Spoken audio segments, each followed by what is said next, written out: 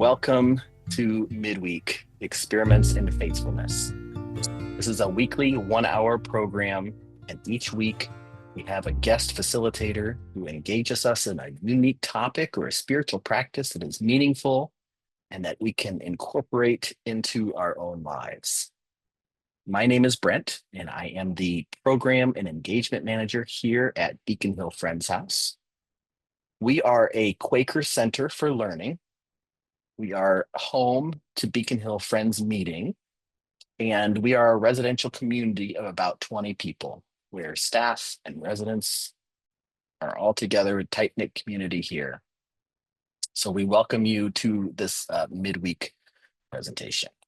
Tonight, Desiree Adkins will be presenting The Power of Less. The new year often blows in, marking little and big ways that we can quit, join, and invest our way out of whatever has us feeling disappointed, discouraged, or even ashamed. There's a push toward fresh opportunities to tighten up, to do better, to do more. Together with a Quaker principle of simplicity, we'll explore tonight how more is possible when we actually do less. Now, I'm excited to introduce you to Desiree Adkins, the Rebelliously Responsible coach. She empowers big-hearted helpers to transform self-sacrifice into bold, authentic giving that fuels growth in every relationship. A high-energy empath with a love for deep conversations, laughter, and creativity. She inspires others to leave a meaningful impact while staying true to themselves. Desiree, it is all yours. Thank you so much, Brent. Hello, everybody. Just a couple of housekeeping things for me. I don't even know if it's considered housekeeping. I've got my water here, so you may see me take breaks to take a drink. I also have anxiety, so I have a little fidget down here. If you're like, what is she doing with her hands? Promise I am not texting my friends. I'm just kind of working some stuff out down here. So Brent, Brent introduced me, and he used what I submitted for midweek, which I feel like is kind of formal. So I thought I might start by introducing myself in a way that adds a little more depth to my personality. So first, my name is Desiree Adkins, long E sound at the end. Professionally, I'm a certified coach, and I'm also a licensed psychotherapist. Spiritually, I think my energy kind of gives intuitive gangster with a little mother wit and wisdom. Physically, chocolate and fluffy. This is how I identify and move through the world. And emotionally and mentally, vibrant, down to earth. I love to laugh. I am a creator. I am also in recovery from codependency, people pleasing, and perfectionism. So, just being here right now is a big deal for me in terms of having a container that is welcoming all of my gifts and me just bringing my full self, not feeling like I have to be any particular way, but that however I show up is exactly who I need to be and how I need to be. So thank you all for your attention, your time, your presence. I so appreciate it. I wanted to start our time together by sharing a moment from my life. About 10 or 11 years ago, it was around 2013, 2014. I had just been graduated with my bachelor's degree. I'd started my business in 2014. It was making six figures. I had an apartment that had a wall of windows where I could see trees for miles and miles. I was dating the man that would become my husband. My parents were well, my siblings were well, my nieces and nephews were well. This might be a lie, but I think I was probably at one of my healthiest weights in my life. I don't know though. I don't remember, but we're just going to pretend that that's the truth. But the point was that all the boxes were checked for me, right? It seemed like everything that needed to be in place was in place. And one day I remember coming home and taking a shower, putting on my bathrobe, and I just collapsed on my couch. sobbing. And I cried and I cried and I cried. And I remember feeling so much overwhelm and confusion and sadness because I thought, so I've checked the boxes, right? I'm not exactly where I want to be in every area of my life, but I'm definitely moving in what feels like the right direction, but it doesn't feel good. And I asked myself, is it worth it?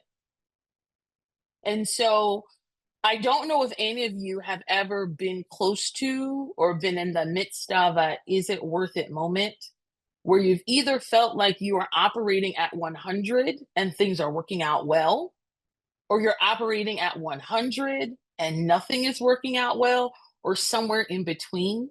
But I just want you to hold some space for yourself and that moment and that experience in our time together, because it's really going to help inform some of the things that we're doing tonight. Now, Brent mentioned with Beacon Hill Friends House, so they're a Quaker community. And one of the things I've been able to do is look into the principles of the Quaker tradition. And one of the principles that really stood out to me was simplicity. And so, in short, it's about removing unnecessary clutter, whether it's physical, mental, emotional, to really focus on what truly matters. What I think is tough right now for many of us is with such an addiction to busyness, it's hard to figure out what matters. We kind of think like, okay, I got this thing, I'm going for it, this is the thing I'm pursuing. And then before we know it, maybe the rug gets pulled from underneath us and it's like it wasn't that thing, or it didn't yield the result that I wanted it to yield. It didn't give me the feeling that I wanted it to feel. So part of our time tonight is also going to be about how we know that the thing or the things that we're focused on are really the things that are going to bring us the outcomes that we want. One of the things that I want to just put out there as a personal belief, but something that I'm encouraging you to consider, is that simplicity is not a luxury for people who get to go for their goals or have certain privileges and opportunities. It is a direct lifeline for us to reconnect with ourselves and with the people around us and why we even are here. And I know that maybe some of us believe in having a purpose and being called to a certain vocation or certain work. Some of us are like floating by, hoping that we figure this shit out by the time that we're done. Wherever you are on the spectrum, right? The idea is, how do I make the life that I've been given really worthwhile for me, really worth it, really like when I am on my deathbed, God willing and the creek don't rise, that I am saying, I rode this thing until the wheels fall off, right? So I want you to think about if that were you and you were at the end of your days and you were thinking, this life was exactly what I wanted and needed it to be, who would be there? What would you have done?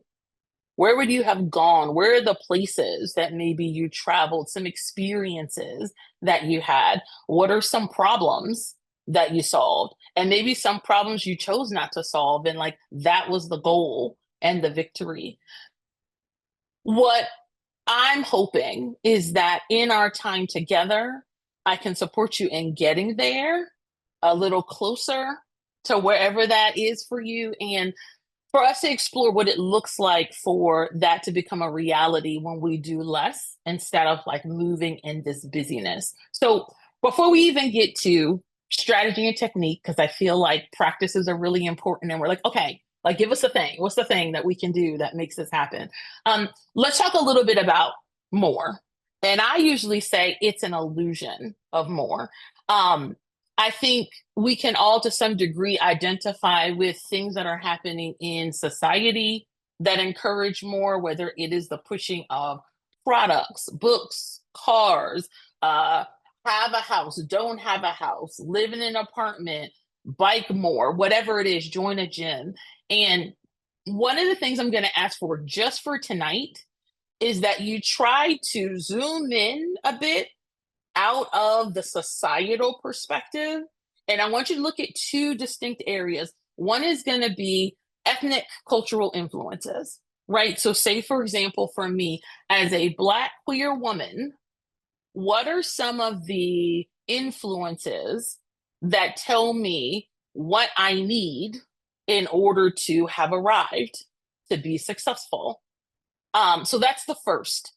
The second is looking at your familial influences. So this could be your family of origin, it might be your adoptive family, it might be whoever you grew up with that maybe you weren't biologically related to or adopted by. But the idea is, what were the closest spheres of influence that shaped how you look at success and what created your boxes, right? So for some of us, there's going to be with familial, for example, it's not going to probably look like you use certain products or you drive a certain car. Maybe you do. I mean, in my family, my dad really likes Ford, but we've had a lot of Hondas. So that's one of those things that could be like, oh, we're a Honda family, right? But more so even things like, so when I am tired, do I feel the freedom to rest? Do I feel like I don't rest until I go to bed? If I have a free moment in my day, do I feel encouraged to exercise my creativity? Or do I look at my to do list to knock something else off of it? Right? Patterns of thinking and behavior that really shape how we look at success. And here's what I always say, if I ask the typical person, now I don't know a whole lot of people when you consider all the people in the whole wide world, but if I ask the typical person, what would it require for you to accomplish something really big in your life that you want to accomplish? Their answer is going to somehow be related to more. If I had more time, if I had more money, if I had more energy, if I had more support from my family, if I had more directives from my boss. This idea of more is so embedded in everything that we do that sometimes before we even realize it, what we're chasing is the more, and we've forgotten about the result or the goal that we even had in mind. And so part of our conversation is about, how do I begin to notice those things going on and then maybe even make an attempt at disconnecting from them? Because when we don't, we've got fractured relationships, we've got dying creativity, we've got this disconnection, like I mentioned before, from ourselves and what we truly want.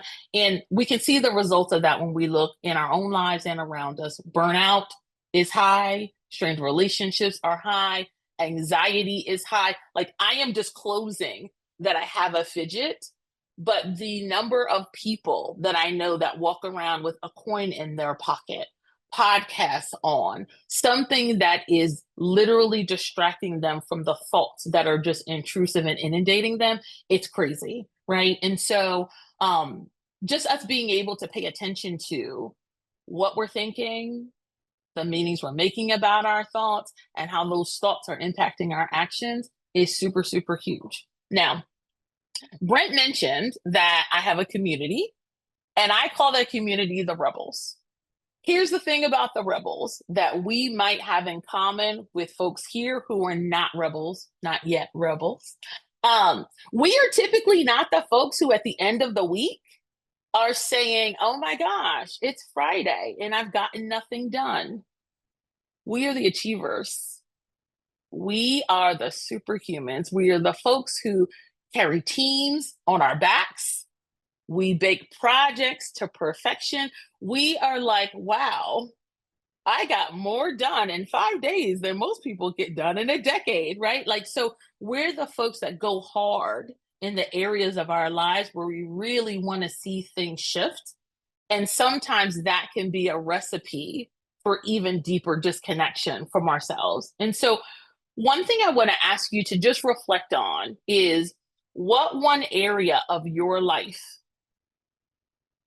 shares those costs, right? Whether it's a disconnection from yourself, if it's a disconnection from relationships, if it's leaving you feeling exhausted, if feelings synonymous with it are overwhelm, sadness, any of the things that we've just mentioned, just start to kind of pay attention to what areas those things start to crop up in. And maybe you notice it in one or two, maybe you notice it in all of the areas, but we just want to kind of start to think about those different areas where it pops up. So now we know that more is an illusion, but it's real, right? The effects of it are real. The impact of it is real. And when we deal with something that has real impact, but feels like an illusion, we can sometimes feel powerless. Well, what do we do about it, right? Like you can't fight smoke, but you can choke and breathe it in, right? So what do you do in those moments where you're choking, but what you want to kind of bump up against or resist feels really elusive? So here's where we're going to look back at that Quaker principle, right? And something I want to tweak a little bit is when we initially said the Quaker principle looked at decluttering, right? Physically, mentally, emotionally, so that you can focus on what's really essential. I like for us to entertain the idea that simplicity could also be considering what you gain when you focus on things that are truly essential, right? So, not what you have to let go of, not what you can't do anymore, not someone you can't talk to or something you can't engage in, but rather what you're going to get by focusing on the essential thing. And so, here's what happened for me in that story when that happened. When I was on my couch and I was crying and I couldn't stop, couple of feelings that I had: scared, still overwhelmed, and ashamed. And so, because I felt ashamed, I didn't feel comfortable calling my parents. I didn't feel comfortable calling my siblings. I didn't feel comfortable calling my besties. So I called a friend who I have a spiritual connection with, but we're at arm's length enough that I didn't feel it was too scary to reach out to her. And so when I reached out to her, she said, Des, let's get on a video chat. And so I don't know whether it was FaceTime maybe or Zoom we got on. And she said, I want you to share your screen with me. And so I shared my screen and I'm thinking, I don't know where she's going, but she said, pull up your calendar. And so I pulled up my calendar. And for those of you who are unfamiliar with iCal on an Apple machine, there's a big calendar, and now you can change the background to be either black or white. But at the time, my background was white, and you can assign colors to your calendars. So imagine a screen filled with color: red for important, purple for work, green for fun, blue for home, orange for health. I know that off the top of my head because that is still the color of my calendars today. The one color that did not show up was white. Now, you can't make a calendar white because the background is white, but white is synonymous with empty space, where nothing, no one, no event is occupying that area. And I had no white space. So she sat with me for hours. And what we did is we went through my calendar, event by event, having me do the practice that we're about to do together to identify whether that event is something that was serving me or not. And it really is that simple. A lot of times we complicate that conversation with expectations, demands from other people, and sometimes, going back to what we talked about before, that cultural expectation, that familial expectation. And it gets really gray when we think about, okay, so should this thing stay here or not? Should I stay committed to it? Should I still do it? So here's what we did.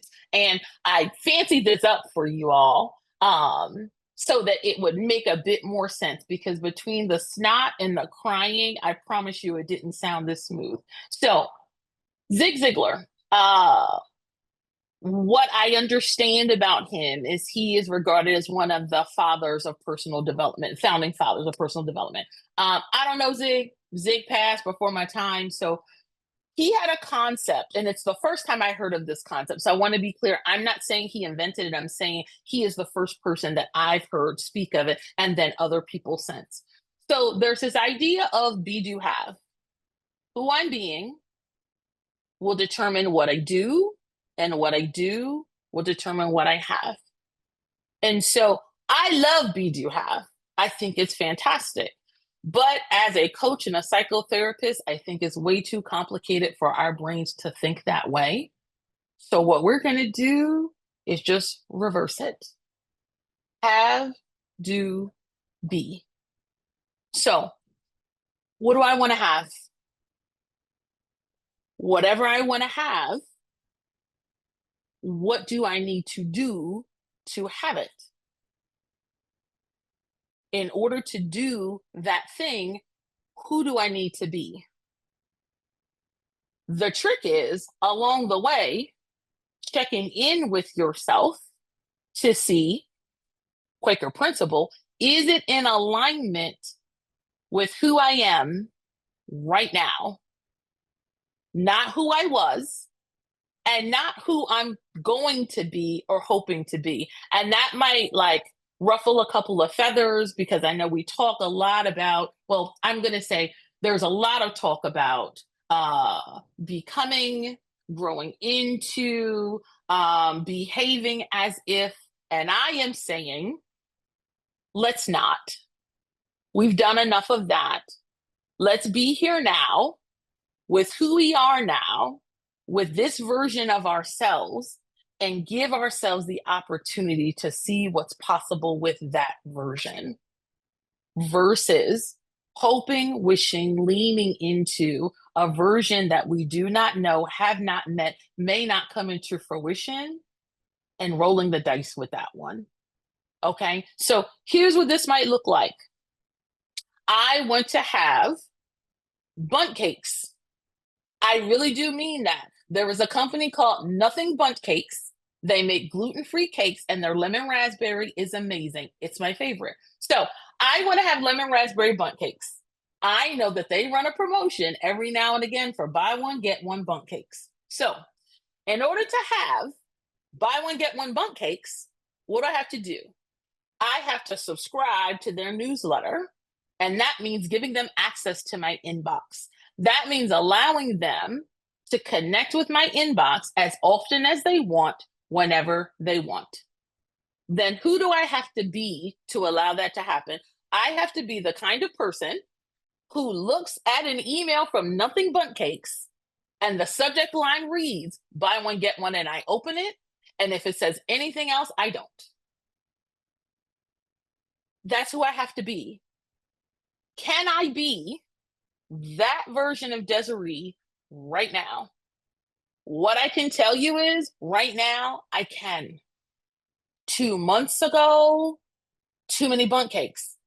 Too many bundt cakes, right? Because sometimes it was buy one, get one. Sometimes it was, we got this new flavor. Sometimes it was, we got these bundt-teenies, which are these cute little poppable bundt cakes, right? So I ended up getting things I didn't want or need because I wasn't clear about who I had to be to get the thing I want.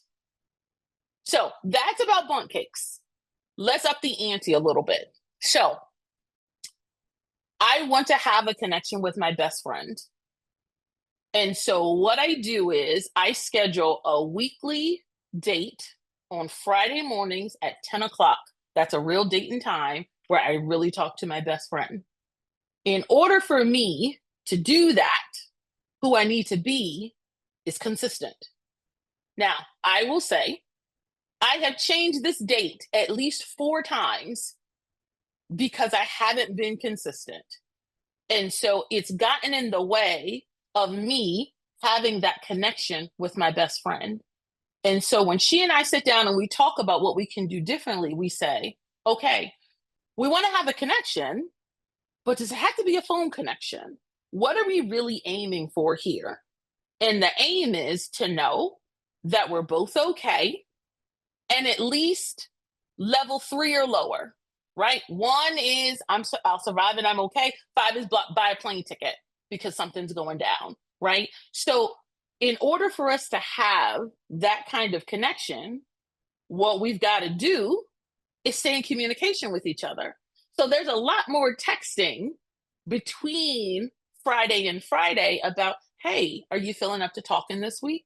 Well, what's going on? Well, my mom is sick and XYZ is happening. Okay, I'll send you some money for meals, or I'm going to pray for you, or whatever the case may be. So that by the time we get to Friday, it might be that we don't talk, but we still feel connected to each other. In order for us to have that, who we had to be was honest. We had to not pretend that we could prioritize a phone call every week, every Friday, with that fail at 10 o'clock. That we could muster the energy from somewhere to be on with another person every Friday at 10 o'clock. Let's ratchet it up one more. My mama. I love my mama. Love her, love her, love her. What I want to have is a deep connection with her where I feel loved and she feels loved, where I feel heard and she feels heard.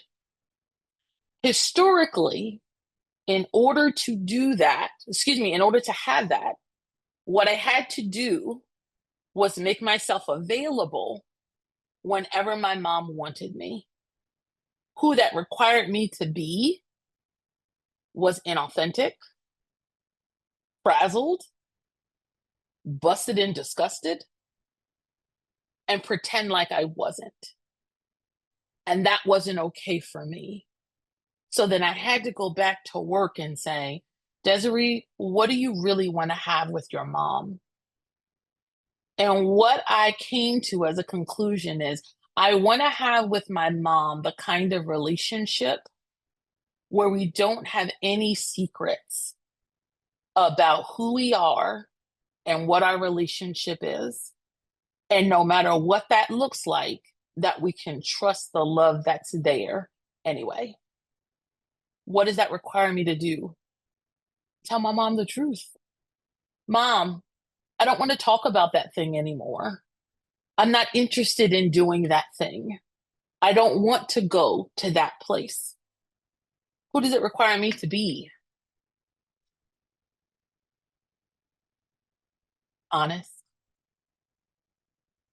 sometimes in pain, um, feeling like my decision is right, even if it doesn't feel good, uncomfortable, um, sometimes riddled with guilt and having to work through that. Right. So I want us to get that one of the lies that we've been told is that the change that we seek, the lives that we want, the people that we truly want to be is accessible through a program, a tip, a book, a car, a way of buying property, a job, a salary. And the reality is, it actually requires a good bit from us, but there are things, there are ways of being that if we were to try them on, they would yield the results that we really, really want. And so, what I want everyone to just give some thought to is what parts of yourself would you become more present with if you tapped into what was most essential, what was most important? What parts of yourself would you become more present with? Would it be the part that resists tension or conflict with your family? Would it be the part that wonders if you can be successful or you might fail? Is it the part that maybe feels like if another thing goes wrong, I'm done? Could it be the part that's like, if this works, I'm out of here. I'm soaring. This is like the next step in my fabulous life, right? There are parts of you that have been hidden, suppressed, ignored, put to the side that are just waiting to be awakened. And they have good reason to be awakened. But first, we've got to look at, are we willing to set the illusion aside and look at what really needs to happen?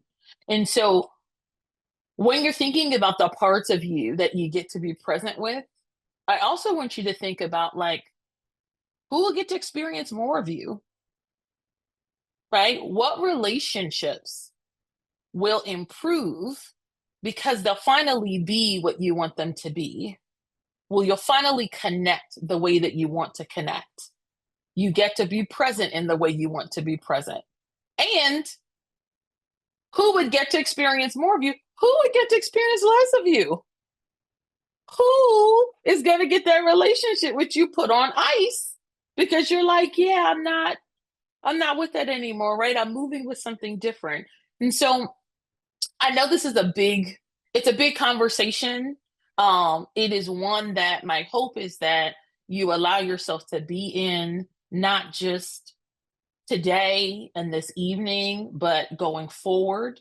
Um, I do not know if this is the conversation you were prepared to have when you came to midweek, or if it's the information you were prepared to receive. But I just want you to know that whether you got a direct invite to be here, you came because you know somebody in the room, you hit the wrong button and you in the wrong Zoom room, you in the right Zoom room, right?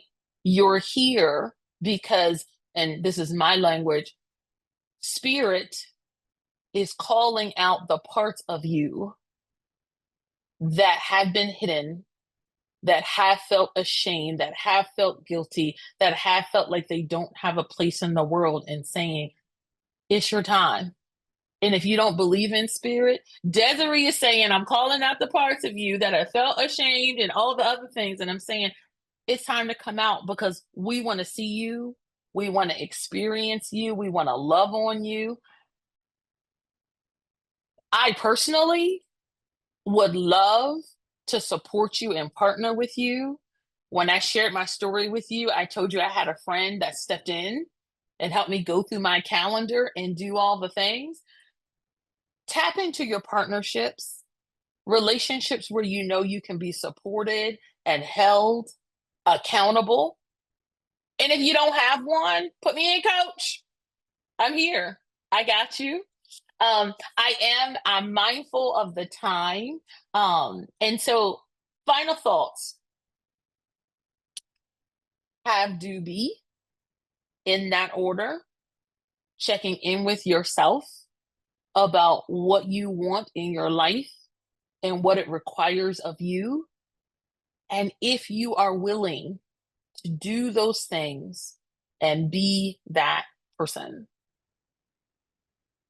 I would love for us as a group to just kind of move through an exercise with this in practice so that we can kind of see what it might feel like, and to get a little familiar with bits and pieces, and have you all walk away with maybe a couple of ideas about where you can take this into your life more practically. So Brent, is that okay? Absolutely. Okay, awesome. So what I'm going to ask is if you're comfortable to close your eyes. If you're not comfortable for any reason closing your eyes, then if you would just be willing to cast your gaze down, so that no one is looking directly at anyone else. Imagine that you're carrying a backpack. There are rocks in it, all different sizes, shapes, colors, textures. Each rock is a task, an expectation, or a demand in your life. Feel the weight of that backpack. Maybe there's pressure on your shoulders or in your lower back.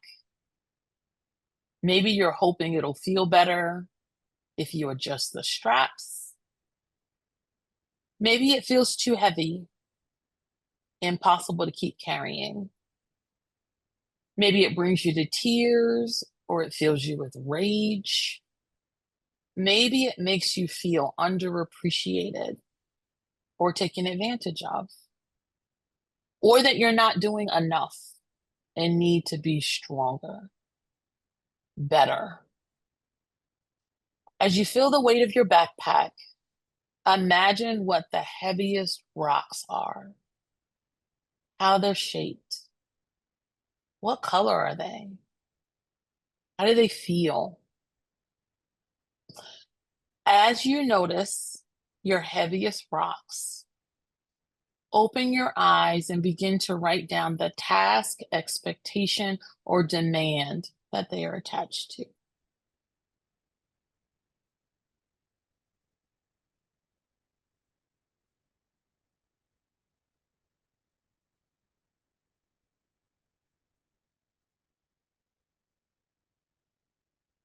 Okay. So if you have one, take a look at your list and think about which of the items on your list feels essential or aligned with who you are now. And remember, that's our criteria, right? Not the you that was, not the you that is becoming, but the you that you are now. Which items feel essential or aligned with who you are now?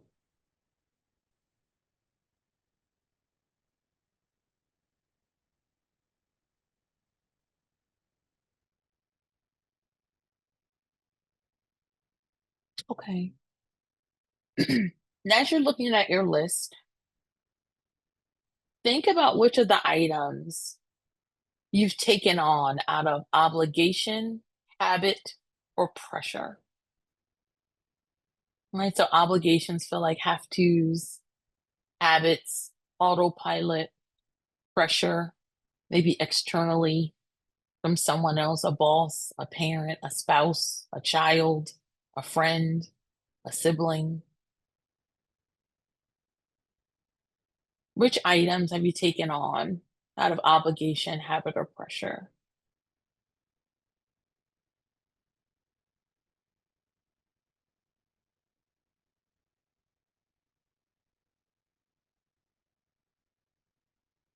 Who I'm supposed to be, what a good mom does, how a best friend acts, what a Christian believes.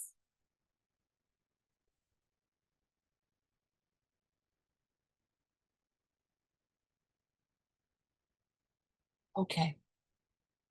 So you may have already, in some way, designated on your list which items belong to essential, which items belong somewhere else. I'm going to ask you to do something that is going to be a demonstrative way of saying which categories these tasks or demands or expectations belong in. So, essential, ESS, essential. So, we're going to write yes for essential things. Yes. And if it is excess, we're just going to put next. Might be next week, might be next year, might be next lifetime. We don't know, but it ain't now. So, yes for essential, next for excess. So, just take a moment. And even if you've designated them in some ways, I'd like you to just write yes next to the essentials and next beside the excess.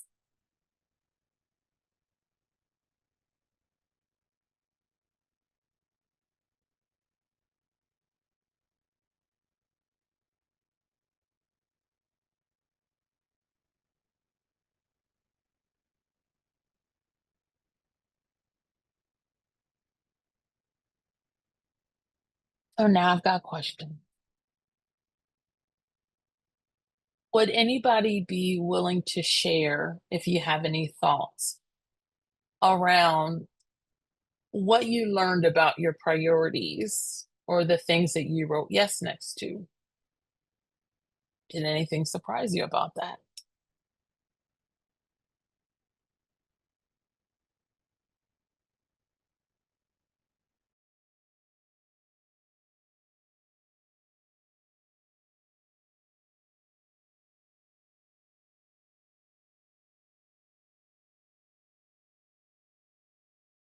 One of the things I loved about what you did was you check back in with yourself. Like, I appreciate that you're here and you're hearing all these ideas. And you were like, sis, I need to check in with myself and see how I define essential, right? What do I think it means to be in alignment with my values? What do I think about my values, right?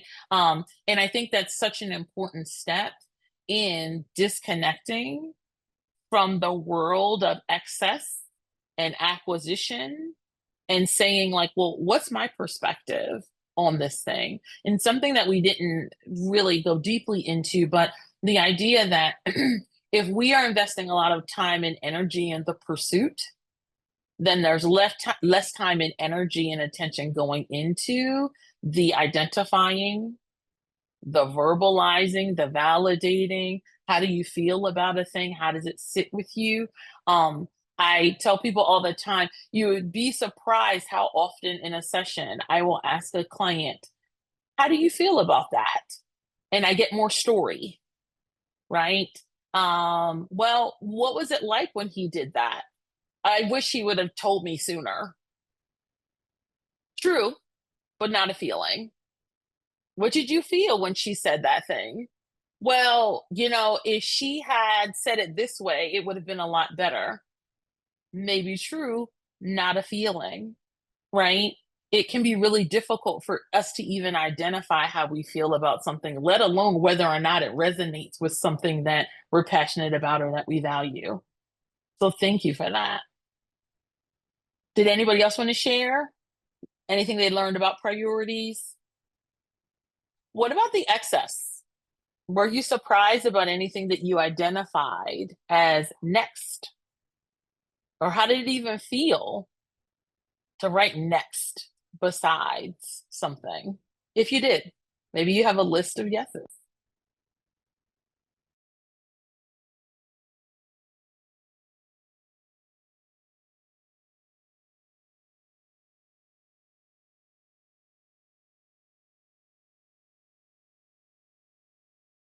Hmm.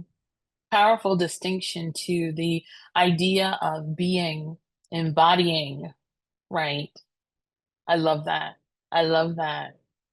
Beautiful. I know that we're nearing 8:30, and so I just wanted to check in if there are any last minute shares from anyone.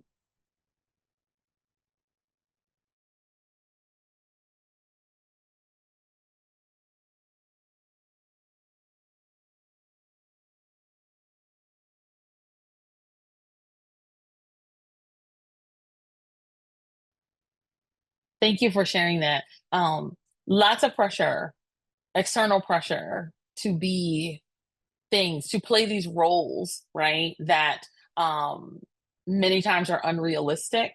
And even if they were realistic, we might not want to do them, right? So I love that there's been so much awareness around the distinction between who we want to be in those spaces if we want to be there, and if we don't, we don't, and letting that be okay too. Um, this is what I do want to leave everyone with, just as a final thought, a question.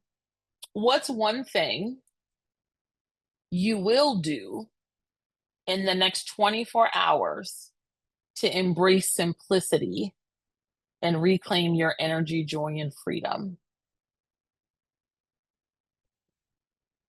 Pro tip, if you don't have a partnership to tap, put me in, coach.